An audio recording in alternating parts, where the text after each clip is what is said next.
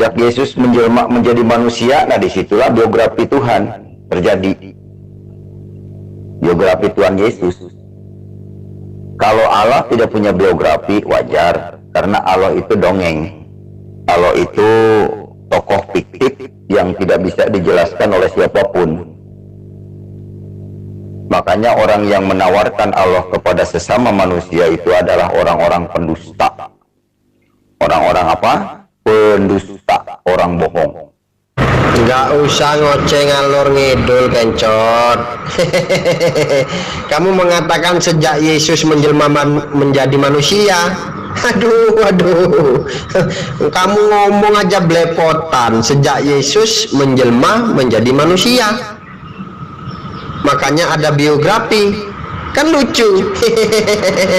Jelas-jelas dikatakan Tuhan itu bukanlah manusia, sehingga dia menyesal. Tuhan itu bukanlah anak manusia, sehingga dia dilahirkan dari selangkangan ibunya. Itu tertulis di mana, kencot?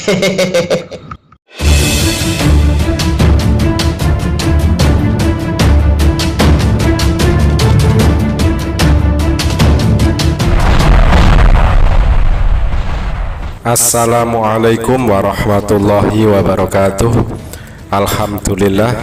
Alhamdulillahillazi hadana lihadza wa ma kunna linahtadiya laula an hadanallah. Asyhadu an la ilaha illallah wa asyhadu anna Muhammadar Rasulullah. Rabbi shrah li sadri wa yassir li amri wahlul 'uqdatam min lisani yafqahu qawli. Selamat malam rekan-rekan yang berbahagia dimanapun Anda berada. Mudah-mudahan kita senantiasa selalu sehat walafiat, tidak kurang suatu apapun, semakin dideraskan rezekinya dan dimudahkan segala urusannya. Dalam kesempatan kali ini kita akan menampilkan perdebatan antara Spektakuler Nababan versus Pendeta Herni yang membahas tentang penyaliban Yesus. Di sela-sela keseruan mereka berdebat, tiba-tiba muncullah si MCK yang ikut-ikutan nimbrung, ikut-ikut nyaut begitu. Dan akhirnya si Pendeta Herni pun diam, memberi kesempatan mungkin kepada MCK untuk menghadapi argumen dari Spektakuler Nababan. Tetapi kita bisa lihat ujung-ujungnya, bagaimanakah sikap dari MCK ini ketika dihadapkan dengan dalil dari Bible mereka sendiri.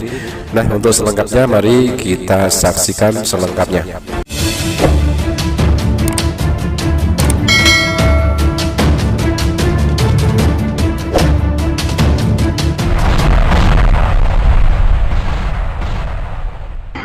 Emangnya Yesus pakai bahasa Yunani? Seharusnya Anda, Herni, yang harus menggunakan nalar supaya Anda itu cerdas, ya kan? Tidak menuhankan manusia, bisa membedakan mana antara manusia dan mana antara Tuhan, ya. Tidak ada sejarah yang mengatakan bahwa Yesus itu berbahasa Yunani, ya. Tuhan kok disunat sama manusia? Itu nalar dari mana itu? Aduh, Jeffrey, kamu bisa baca di sejarah. Kamu ini kurang sejarah kamu ya. Bahasa internasional pada masa itu ya bahasa Yunani. Sekarang ini bahasa internasional bahasa Inggris pada waktu itu. Ya. Yunani juga pernah menguasai Israel dan Mesir juga. Kamu mengerti nggak itu istilah Septuaginta? Belajarlah kamu ya. Kamu harus belajar dan terbuka, itu perlu itu. Kalau kamu belajar dan kamu terbuka, kamu akan menjadi orang yang cerdas. Jangan cuman bisa menghafal. Jalankan nalar kamu. Tidak mutlak itu semua segala sesuatunya harus dihafal. Yang penting itu adalah dimengerti. Kita nggak perlu menghafal kalau itu tidak perlu dihafal. Kan ada naskahnya, kita bisa buka. Oh, kita mau cari ini, oh ini ada di sini. Kalau memang kita tidak mau menghafal, yang penting kita mengerti. Itu yang paling penting, mengerti. Kalau menghafal tapi nggak ngerti gimana dong? Sekarang saya mau tanya sama kamu. Saya tanya sama kamu sekarang. Kalau kamu, ya, kalau kamu ingin membuat biografi tentang kehidupan kamu, mau menulis buku tentang diri kamu sendiri, ya, kalau kamu ingin menulis, pasti kamu memakai penulis kan, untuk menulis, ingin menulis, pasti kalau kamu ingin menulis, pasti kamu memakai penulis kan, untuk menulis. Kalau kamu nggak bisa menulis langsung sendiri, ya, oke. Kalau kamu orang Indonesia, kamu berbahasa Indonesia walaupun kau tidak mengerti bahasa Inggris, tapi apakah salah kalau biografinya kamu ditulis dalam bahasa Inggris? Mana lebih populer nantinya? Mana yang lebih gampang dibaca seluruh dunia nantinya? Dalam bahasa Indonesia atau dalam bahasa Inggris? So pasti dalam bahasa Inggris dong, karena bahasa Inggris adalah bahasa internasional. Dan itu bukan hal yang asing lagi. Kalau orang yang berbahasa Indonesia mau menulis sesuatu dalam bahasa Inggris, kenapa tidak? Supaya informasi ini jauh lebih mudah untuk orang mengerti dibanding kita dalam bahasa Indonesia. Karena kalau dalam bahasa Indonesia kan ditranslate lagi ke dalam mungkin kalau buku kamu ini misalnya populer banget, oke, mungkin ada orang yang ingin mentranslate ke dalam bahasa Inggris. Itu kan kerja 2 kali kan? Kenapa tidak dalam bahasa Inggris aja supaya lebih populer? Oke?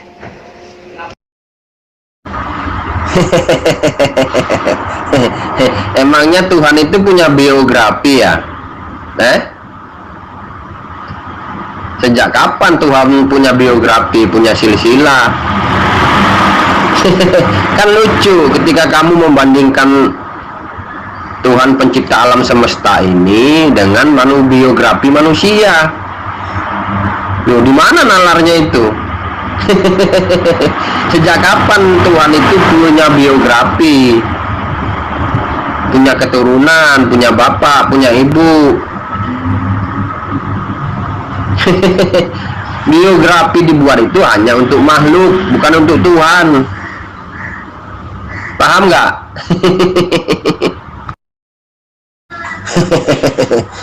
Ya jelas sepakat lah, namanya mengikuti rencana iblis, ya kan?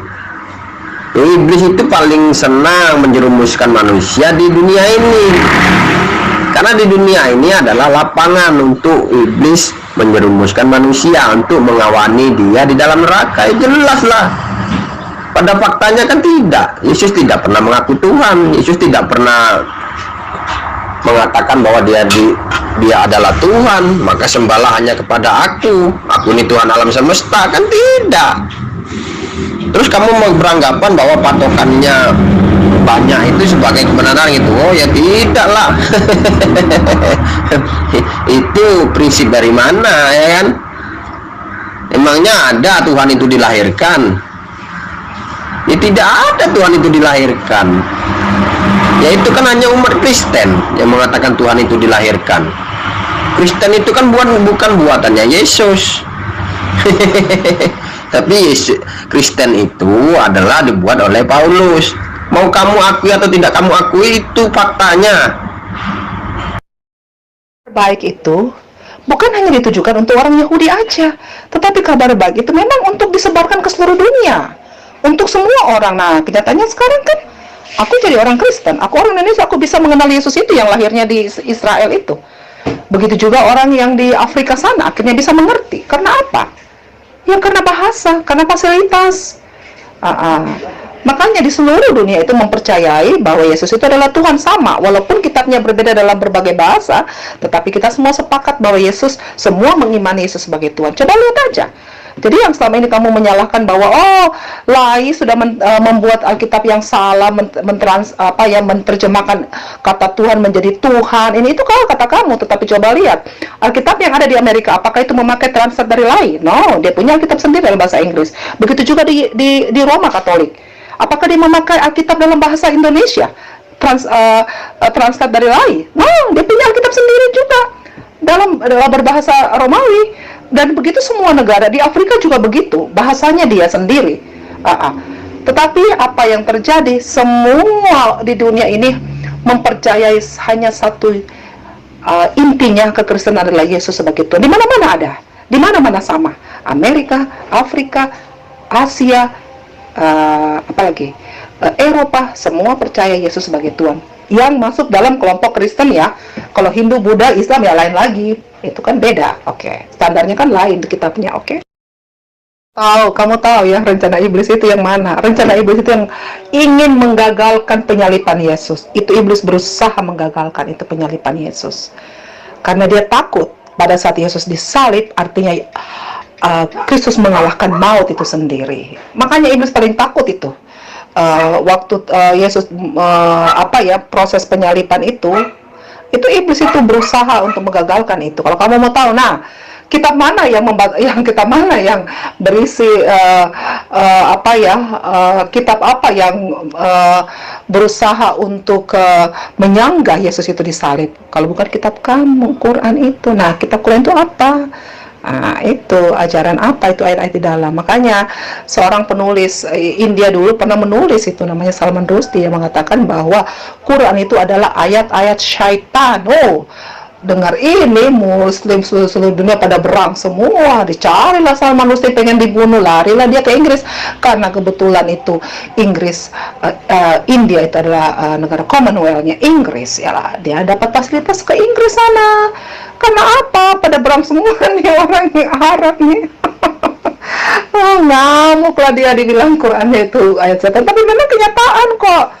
Kenapa saya katakan itu sama dengan rencana iblis untuk membatalkan, menggagalkan penyalipan Yesus, dan demikian juga Quran itu sendiri menyanggah bahwa bukan Yesus yang disalib. Itu apa itu? Itu semua pekerjaan iblis sebenarnya. Kalau kamu mau tahu, kalau kamu mau sadar, kalau kamu mau terima kebenaran, oke? Untuk contohnya, aduh kamu ini benar-benar ini bohong banget, ampun deh. Aku akan ambil contoh, misalnya kamu nih mau menulis tentang biografi, itu kan contoh, ya contoh.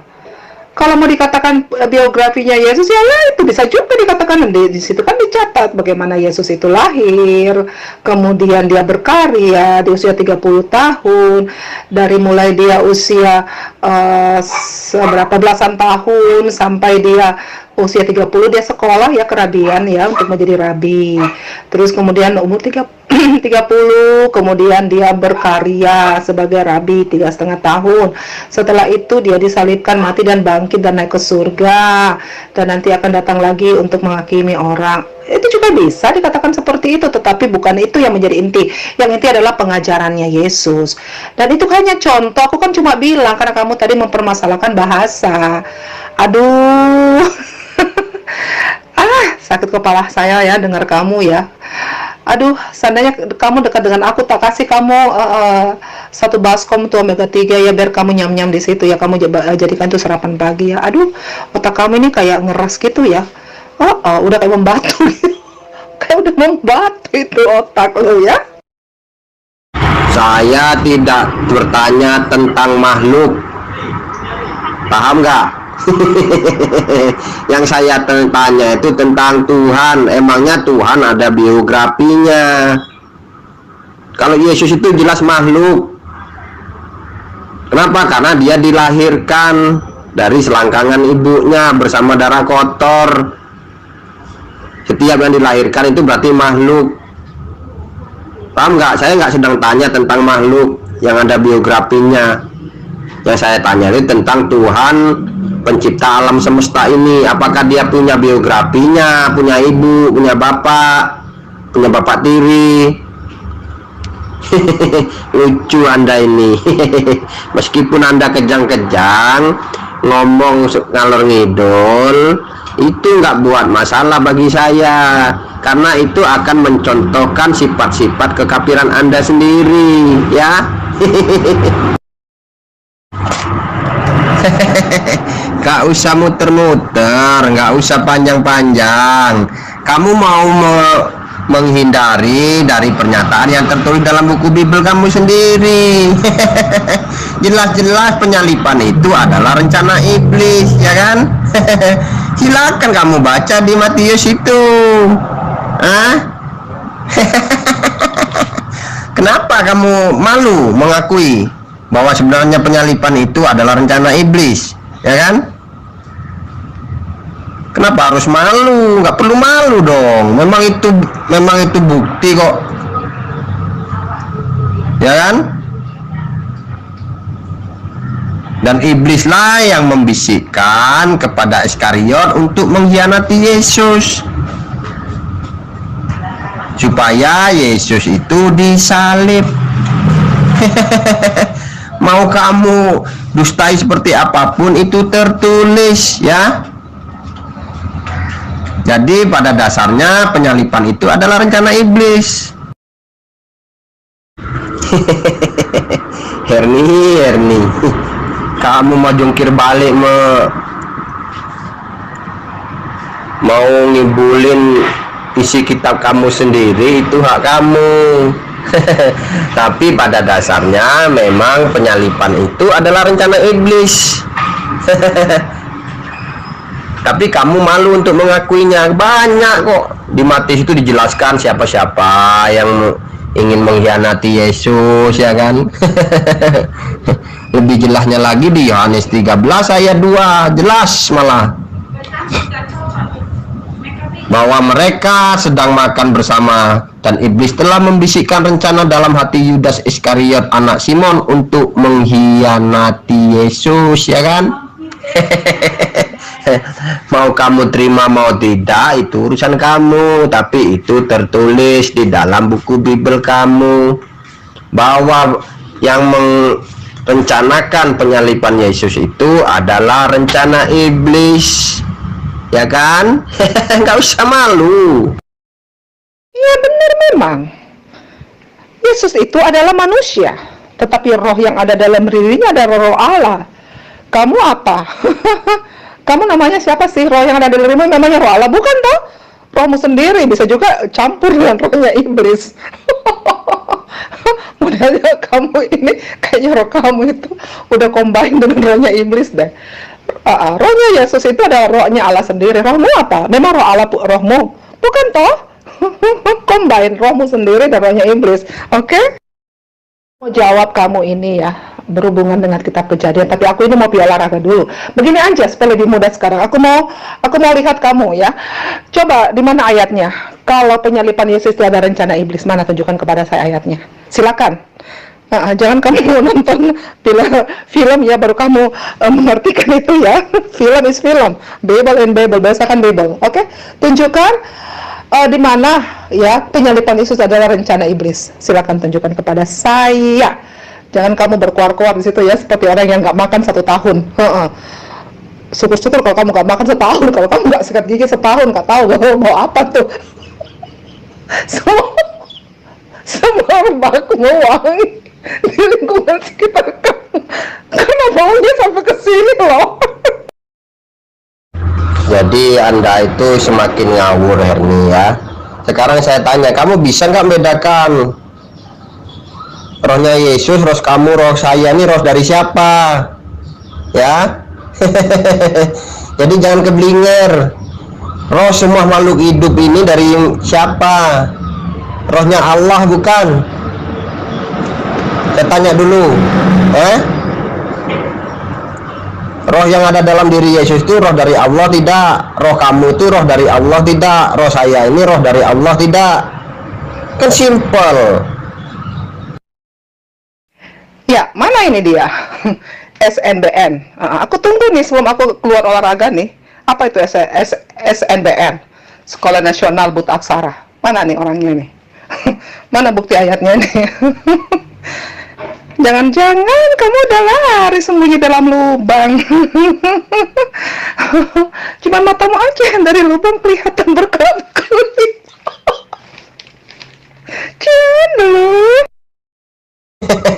Kamu mau terima atau tidak, itu memang tertulis bahwa sang pengkhianat sehingga Yesus itu disalib, ya kan, dibawakan tentara Romawi. Itu rencana siapa?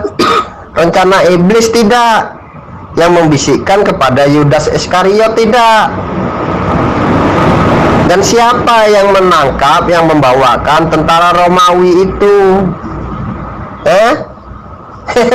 Kamu mau ingkari itu? Iya, kamu mau ingkari isi Bible kamu sendiri, gitu maksud kamu?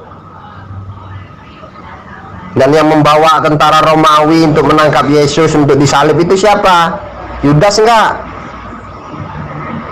Sebelumnya Yudas dibisikkan oleh iblis enggak? Oh, kalau saya simpel aja, saya nggak perlu yang lain-lain, ya kan? Jadi secara tidak langsung kamu itu cuma mau mencari pembenaran, tapi di satu sisi kamu mengingkari isi buku Bible kamu sendiri, bahwa rencana penyalipan Yesus itu adalah rencana iblis yang membisikkan kepada Yudas Iskariot. Maka Yudas Iskariot memanggillah tentara Romawi untuk menangkap Yesus dan disalib akhirnya Yesus, ya kan? Hei, aku nggak butuh cerita kamu itu. Aku bisa baca di kitab aku tentang itu. Itu sih, aduh, cerita basi. Kamu ini mau bercerita lagi kepada saya. Ini aku dari kecil itu aku udah dengar itu cerita. Aku udah bete dengan itu cerita. Ya, aku mau ayatnya, kan aku mau belajar sama kamu. Kan aku baru mendengar ini, teologi baru ini buat aku ini. Bahwa penyalipan Yesus itu adalah rencana iblis. Iblis yang merencanakan itu semua. Mana ayatnya? Ya, nggak usah terlalu banyak berkoar-koar ya. Semakin kamu banyak berkoar-koar di situ, semakin uapnya itu loh, bau naga itu semakin merebak ke sana kemari. Sedikit aja dulu ini, ditulis aja dulu ayatnya mana, tulis deh, oke? Setelah itu baru koar-koar lagi. Oke? Dari tadi kamu nanya terus ke aku ya. Satu permintaan aku, buktikan ayatnya yang mana itu rencana penyalipan itu adalah rencana iblis. Kamu nggak buktikan, ayo ditulis aja, nggak usah di VN itu kalau ayat. Kalau pertanyaan is oke. Tulis ayat biar semua orang bisa lihat di sini. Tulis ayatnya, jangan tag aku. Oke, nggak apa-apa tag aku, tapi tulis biar orang langsung pelototin tuh ayat yang kamu tulis tuh. Mana? Jangan tanya terus dong. Dalam diskusi itu harus berimbang. Bertanya, menjawab, jawab dan bertanya, gitu namanya. Jangan kamu nanya terus ke aku. Sepertinya aku ini guru kamu. Padahal kamu mengatakan aku ini ngawur, iya kan? Jadi kamu bertanya, saya jawab, dan saya bertanya, kamu harus jawab supaya adil. Oke? Kamu mau mengelak isi buku Bible kamu sendiri, ya? Bahwa iblis itu telah masuk ke dalam diri Yudas Iskariot, ya kan? Di antara ke-12 murid Yesus, paham nggak? Dan jelas di dalam buku Bible kamu dikatakan bahwa Yudas mengkhianati Yesus, ya kan? Ya mau kamu terima atau tidak itu terserah kamu, itu kan tertulis di dalam buku Bible kamu. Yang memasuki Yudas Iskariot itu adalah iblis untuk mengkhianati Yesus. Ya mau kau terima atau tidak itu terserah kamu. Ya silakan aja baca di Lukas 22 ayat 2 sampai 3, ya kan? Ya baca juga di Yohanes 13 ayat 2, kan simple. Dan kan tertulis semuanya di dalam buku Bible kamu bahwa pengkhianatnya itu adalah Yudas Iskariot yang membawa tentara Romawi untuk menangkap Yesus sehingga Yesus disalibkan. Paham nggak? Tuhan punya biografi itu Tuhan yang benar, Tuhan yang jelas, seperti yang dilakukan oleh Yesus Kristus. Sejak kapan Tuhan punya biografi? Sejak lahirnya Yesus. Sejak Yesus menjelma menjadi manusia, nah disitulah biografi Tuhan terjadi. Biografi Tuhan Yesus. Kalau Allah tidak punya biografi, wajar. Karena Allah itu dongeng. Allah itu tokoh fiktif yang tidak bisa dijelaskan oleh siapapun. Makanya orang yang menawarkan Allah kepada sesama manusia itu adalah orang-orang pendusta. Orang-orang apa? Pendusta, orang bohong. Kalau nggak percaya silakan tanya Ustadz, di mana Allah, bagaimana Allah, marah dia. Karena pembohong. Kalau pembohong itu ketika ditanya kebenarannya dia marah. seolah-olah paling benar dia. Ya, contoh aja karikatur Muhammad, padahal tidak seorang pun pernah melihat wajah Muhammad. Ketika ada yang menggambarkan kira-kira itu karikatur Muhammad, waduh, marahnya minta ampun, demo di mana-mana. Ini logikanya di mana itu orang? Begitu, Tong. Nggak usah ngoceh ngalor ngidul, kencot. Kamu mengatakan sejak Yesus menjelma menjadi manusia. Aduh. Kamu ngomong aja belepotan. Sejak Yesus menjelma menjadi manusia. Makanya ada biografi. Kan lucu. Jelas-jelas dikatakan Tuhan itu bukanlah manusia, sehingga dia menyesal. Tuhan itu bukanlah anak manusia, sehingga dia dilahirkan dari selangkangan ibunya. Itu tertulis di mana, kencot? Iya benar, SNBN. Jadi Yudas itu menggambarkan orang-orang yang seperti kamu, yang menghalang-halangi untuk mengenal Yesus sebagai Tuhan. Makanya sama, kamu itu keturunan Yudas Iskariot. Jadi menghalang-halangi orang mau percaya Yesus yang sebenarnya, menghalang-halangi orang mengenal Tuhan. Nah itulah kamu. Makanya nyata bagi hidupmu adalah pengikut Yudas Iskariot. Jelas ya.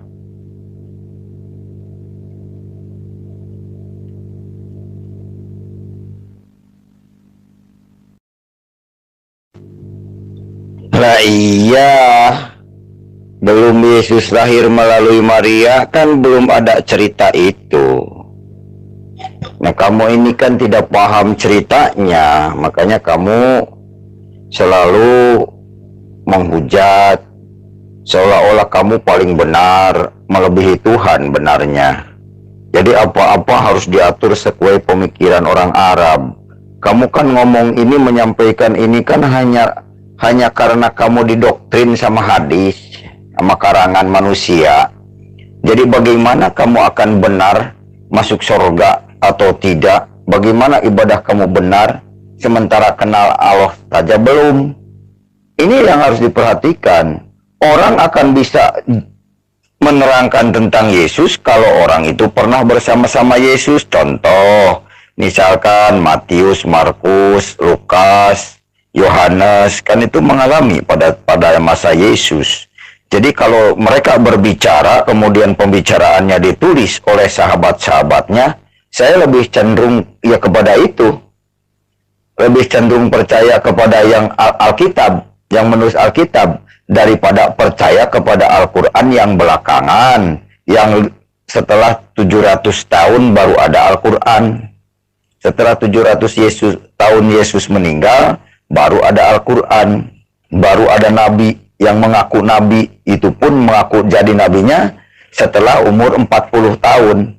Dan yang pertama percaya bahwa dia itu Nabi, itu istrinya yang bernama Khadijah binti Khuwailid. Muhammad bin Abdullah mengaku menjadi nabi setelah dia berumur 40 tahun. Lalu sebelum dia umur 40 tahun ceritanya kemana? Malu diceritakan di hadis karena dia seorang budak Khadijah, karena dia seorang pedagang sempak, begitu. Waduh, kasihan ya. Orang-orang tersesat ini perlu diluruskan. Jelas ya. Muhammad bin Abdullah menjadi nabi setelah umur 40 tahun. Nggak usah ngalor ngidol, comet sana comet sini. Kamu mau mengingkari isi buku Bible kamu sendiri. Kalau kamu nggak bisa memahami buku Bible kamu sendiri, bagus kamu buang aja buku Bible kamu. Itu tertulis di dalam buku Bible kamu bahwa penyalipan Yesus itu adalah rencana iblis. Tahu nggak? Kamu baca Lukas 22 ayat 2 sampai ayat 3. Paham nggak? Imam-imam kepala dan ahli-ahli Taurat mencari jalan bagaimana mereka harus dapat membunuh Yesus, sebab mereka takut kepada orang banyak. Di Lukas 22 ayat 3 dijelaskan, maka masuklah iblis ke dalam Yudas yang bernama Iskariot, seorang dari ke-12 murid itu. Ya, paham nggak, kencot? Dan itu jelas di dalam Yohanes pun dijelaskan bahwa yang mengkhianati Yesus itu adalah Yudas Iskariot. Ya, iblis telah masuk kepada Yudas Iskariot di saat mereka makan, supaya kamu paham. Jadi perkataan kamu itu hanya cuman sekedar asumsi. Kamu mau mengkhianati atau mengingkari isi buku Bible kamu sendiri. Kan lucu jadinya, kencot. Kamu baca itu di Yohanes 13 ayat 2, mereka sedang makan bersama dan iblis telah membisikkan rencana dalam hati Yudas Iskariot anak Simon untuk mengkhianati Yesus. Paham? Nggak nyambung.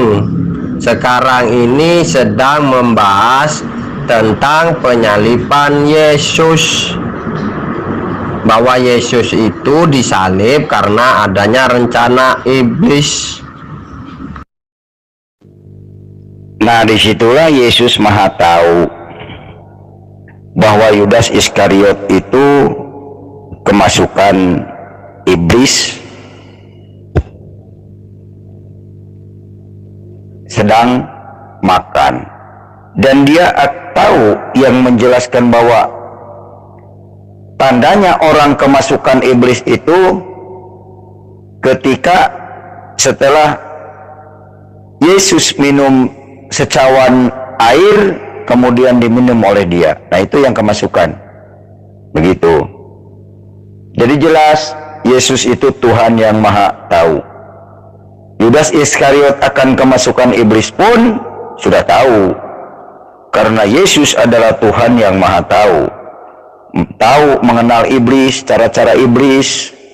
Ya, iblis ini berusaha memprovokasi orang. Iblis ini berusaha menghalang-halangi orang supaya tidak percaya bahwa Yesus adalah Tuhan. Yang kerasukan iblis ini ya sama dengan di sini SNBN, Zulkifli Abbas, itu mereka yang kemasukan iblis. Makanya firman Tuhan itu diputar balik sedemikian rupa seolah-olah ceritanya itu benar.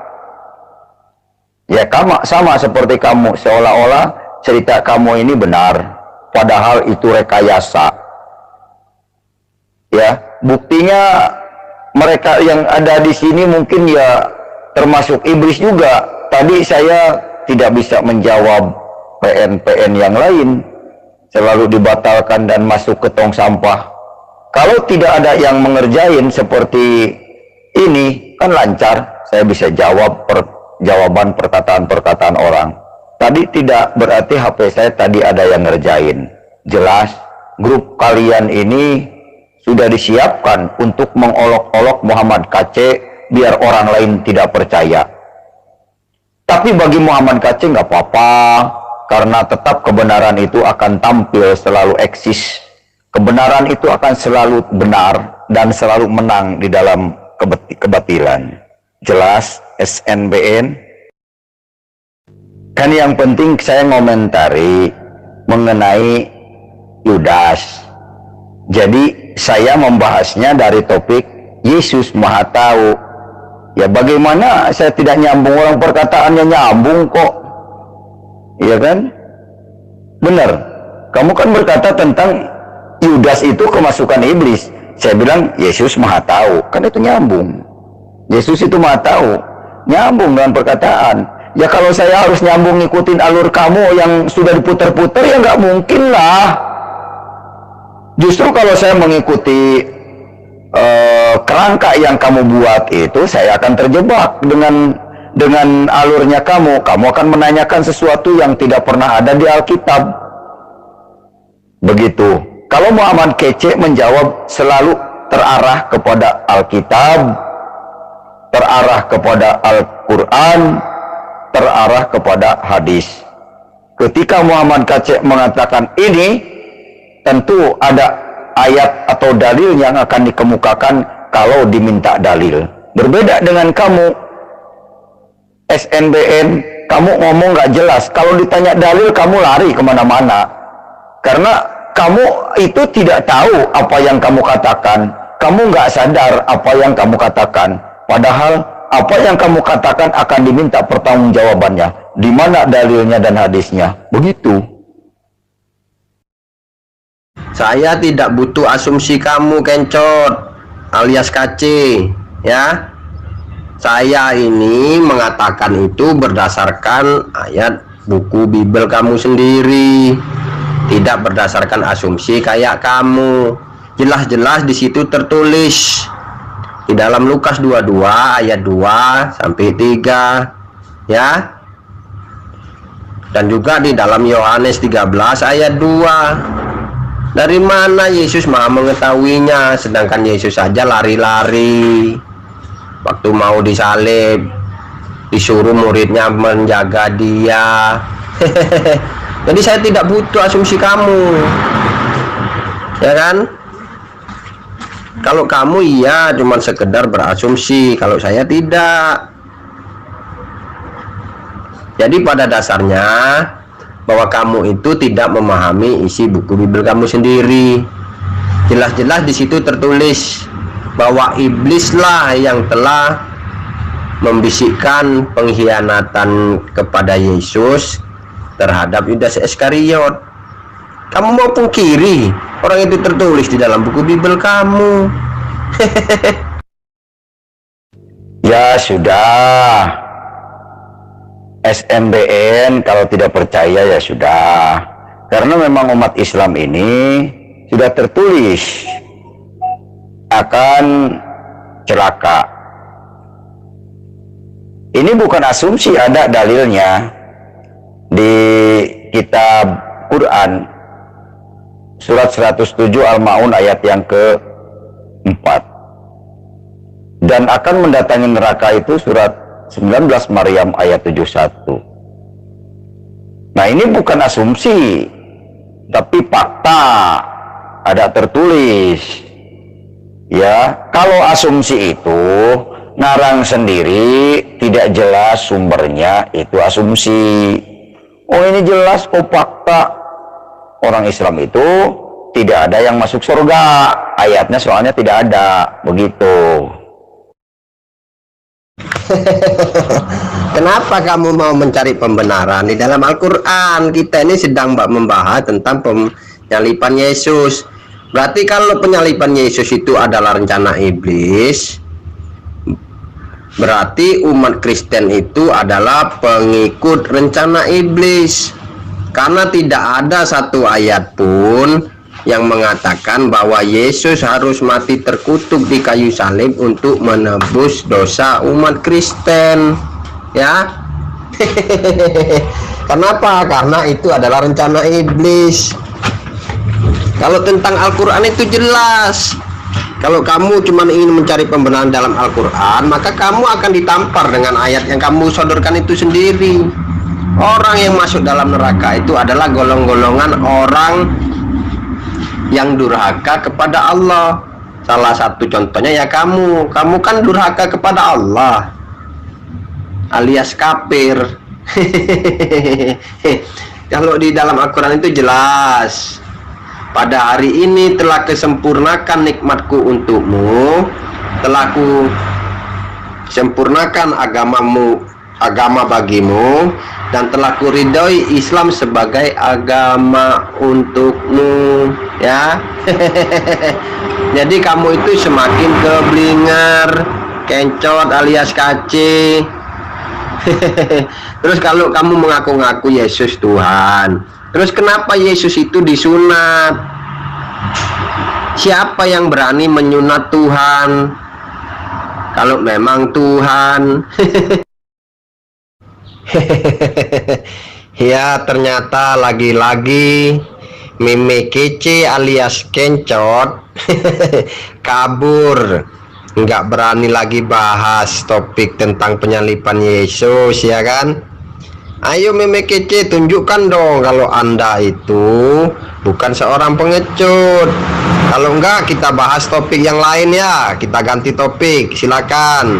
Kamu mau bahas apa? Kamu bertanya satu, saya bertanya satu sama kamu. Maka itu kan adil. Jadi jangan sebentar-sebentar kabur, sebentar-sebentar kabur. Teman banyak alasan aja dari tadi.